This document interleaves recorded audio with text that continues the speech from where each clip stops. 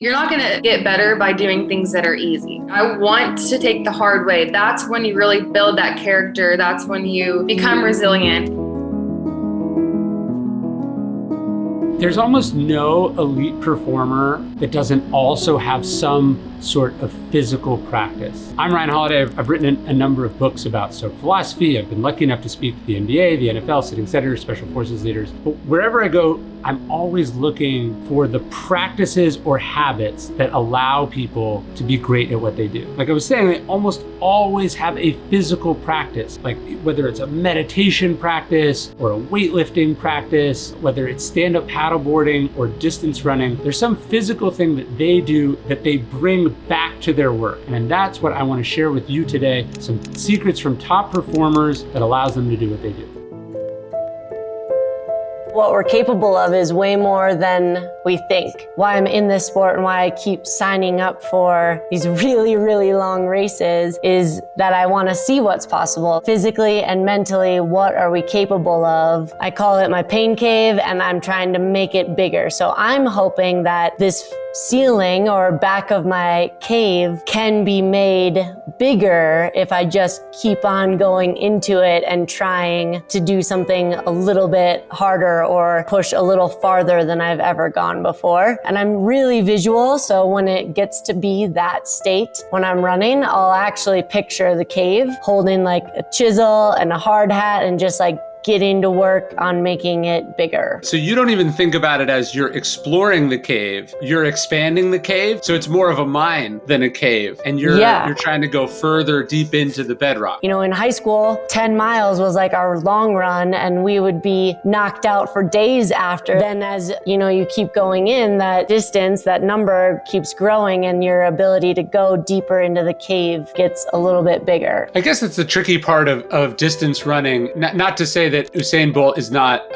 also cerebral, but like in a 9-second race, you're not reaching into any file cabinets. It's like hitting a baseball. You're just like, see, hit. So much of what's happening is deeply in the subconscious, like in the muscle memory. Whereas in a 42-hour race, that's a lot of time inside your head. For sure, it can be both. And that's where like your brain and your thoughts become so important. In those many, many hours of thinking, if you're continually letting your thoughts travel down a negative path, it's going to feed back into like what your body is able to give you and how it goes out there. If you keep telling yourself that you're awful and this problem that's happening is ruining your race and you know you shouldn't make it to the finish line, the odds are getting smaller and smaller as the hours pass that you're actually going to make it to that finish line.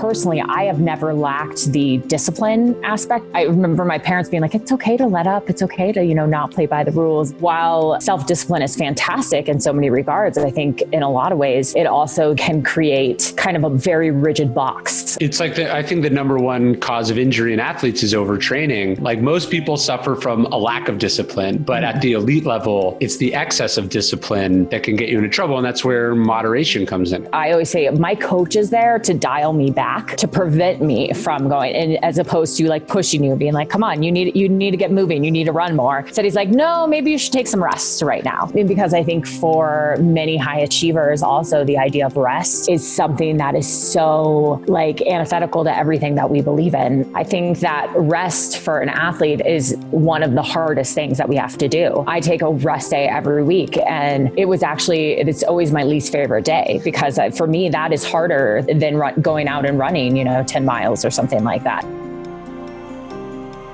It's almost frowned upon to start something and not finish it. You're called a quitter. So I think that misconception that quitting makes you a failure or that quitting is bad is something that prevents a lot of people from finding what that true calling for them is. I had Kate Fagan on the podcast who wrote this amazing book called What Makes Maddie Run, about this collegiate runner who ended up committing suicide. The tragedy of the book I felt when I was reading it was this girl is super talented, I think running Division I cross country, and she hates it. Like she hates the the program. She hates her life. She hates what it's doing to her body. She's clearly depressed. It's almost like the part of her that was such a good athlete made it impossible for her to be like, I don't have to keep doing this. Maybe quitting is a problem for 90% of the population, but for like elite performers, quitting is really hard because part of what makes you great is that you're not a quitter. I relate a lot to that sentiment, especially in my powerlifting career towards the end. My entire business that I've built was surrounding my powerlifting career. Everything kind of surrounds and follows that journey into powerlifting and what that means to me. And I felt sort of that responsibility to keep going, even though after 2 or 3 years, I hated it. I didn't like going to the gym. It felt like a chore. It felt like a job that I didn't want to do. It's important to make the distinction. Am I quitting or am I not doing this because I have my big toenail is bugging me a little bit? Or is it something more serious that I really need to listen to my body about? To me, confidence is not just, oh, I believe in myself. Confidence to me is a knowledge of what one is capable of doing. And that is different to me than just faith, which one might take without evidence. But I've also seen the demonstrable evidence of what I'm capable of. How does one go about cultivating this confident mind that you're talking about? 3 ways you can think about it. I've got to start looking for memories from my past of quality effort, little tiny successes here and there, and some indicators of progress. I've got to start being somewhat more selective about how I think about my past, both long-term and short-term in terms of yesterday. And maybe I need to be very selective in terms of how I think about basically the last hour of my life. When I was in physical geography class just now, what did I do right in that class? I want to take that memory with me into the future. You mentioned Eli Manning in the 4th quarter. Let's go back to the 2012 Super Bowl, and there he is, 3 minutes to go on the clock. They're down by 5 points. They got to score a touchdown. And so Manning takes the snap in the 4th quarter, throws this beautiful 40-yard rainbow right into his receiver's hands, despite the fact that that receiver was covered pretty darn well. That play of the game set up the Giants' winning touchdown. 2 days later, Manning is on a nationally syndicated radio show. Commentator says, do you ever think about the ramifications of failure at moments like that? And very politely, Eli Manning says, no, that's exactly what you don't do. You think about all the times you got it right. That's the feeling that you keep. He was pretty good at doing that. The first real class of activities in terms of cultivating confidence is to be very selective about bringing in constructive memories from your past. The second class of activities is being really careful about the stories that you tell yourself about yourself in the present. What are the underlying stories that you tell yourself? Oh, I'm good at this. Oh, I'm not good at that. Oh, I hate doing this. Oh, I love doing that. Understand, ladies and gentlemen, that every one of those expressions is basically a belief about yourself. The kid who says, oh, I'm not good at math. Okay, well, maybe up to this point, that could be true, but going forward from this moment, as long as you maintain that belief, I'm not good at math, that belief is now a causal factor in your future experience. One of the things that we have to do is come to grips with the various self-fulfilling prophecies that we're all laboring under. The third class of activities is, of course, how you think about yourself in the future. What are the still photos of various futures that your imagination is feeding you? What are the video clips of various future scenarios that sophisticated video production studio in your imagination is feeding you? Why don't we become the director of those short movies, of a whole bunch of scenarios that filled us with a sense of energy and optimism and enthusiasm? Once we start working on our minds in all 3 of those levels, we are developing, as I put it in the book, a mental bank account, which leads to that sense of certainty that we want. So the other thing the Stoics talked about, and they tended to use boxing more as the analogy, but I think they also use like lifting heavy things, which is this idea that life throws obstacles or difficulties at us, just like in the boxing ring or on the wrestling mat, you're paired with a sparring partner. And Epictetus says, like, you shouldn't bemoan the fact that it's hard. You should say, this is how you become world class. Or he says, this is how you become Olympic class material. It's by having strong sparring partners. So how do you think about maybe this injury that you're going through through, or just the difficulties you've gone through as your career, has that made you a more resilient athlete? Oh no, I totally think so. It's kind of one of those things that like, you're not going to get better by doing things that are easy. Like I want to take the hard way. That's when you really build that character. That's when you become resilient, is going through tough times. I dislocated my elbow on the world stage, and like a lot of people may think it would be really easy for me to just, I've done 7 times at the games, that's good. But instead, I'm so excited to get back there because I know that I'm going to be better than I ever was. Just kind of taking those hard circumstances and flipping them into a positive, to where I'm going to use this to make me the best athlete that I've ever been.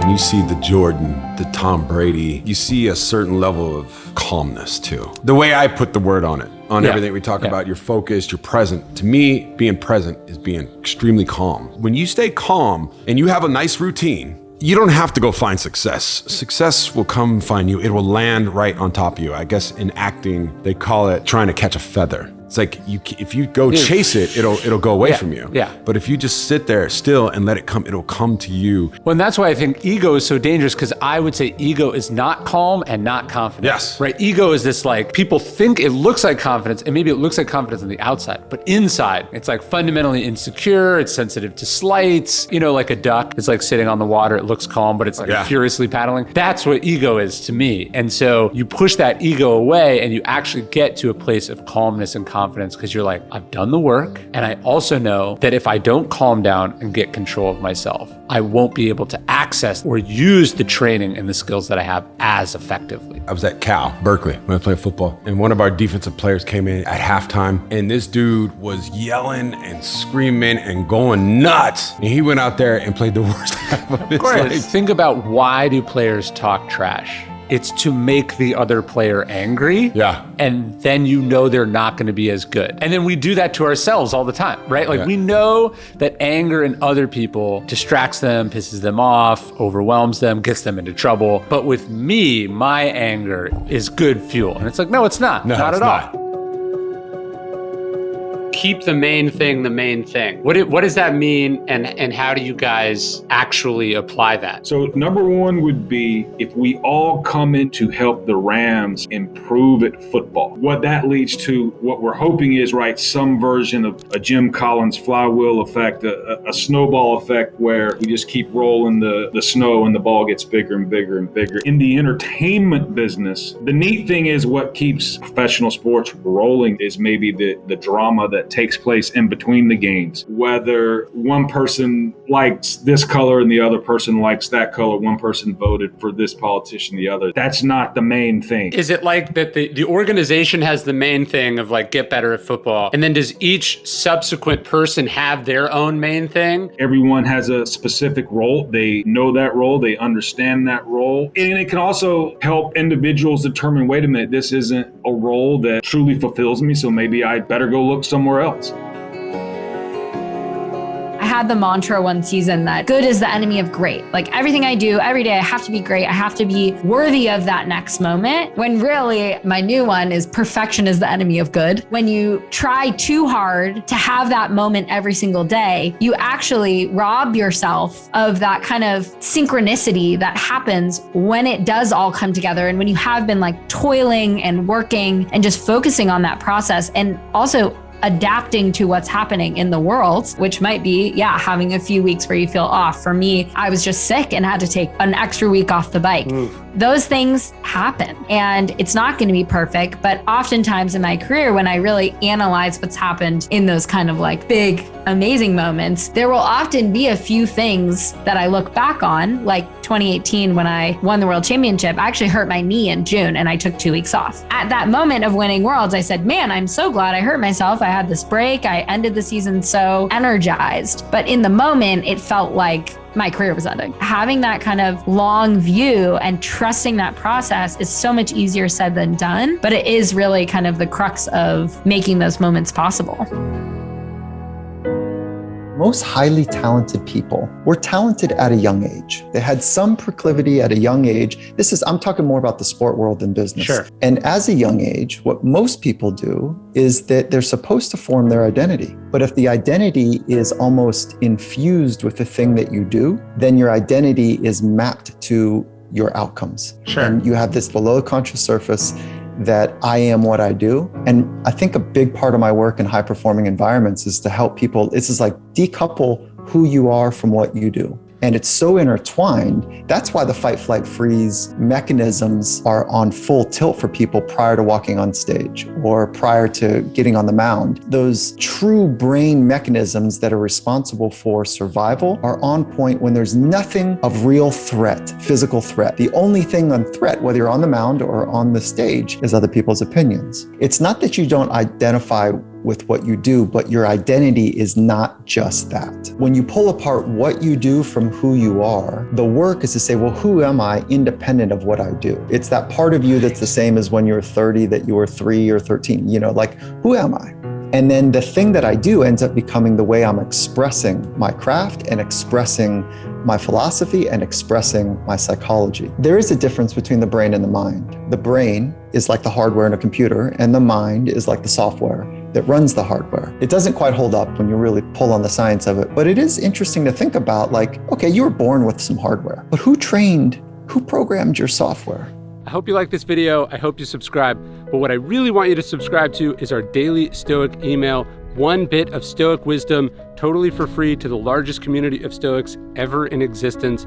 You can sign up at dailystoic.com/email. There's no spam. You can unsubscribe at any time. I love sending it. I've sent it every day for the last 6 years, and I hope to see you there at dailystoic.com/email.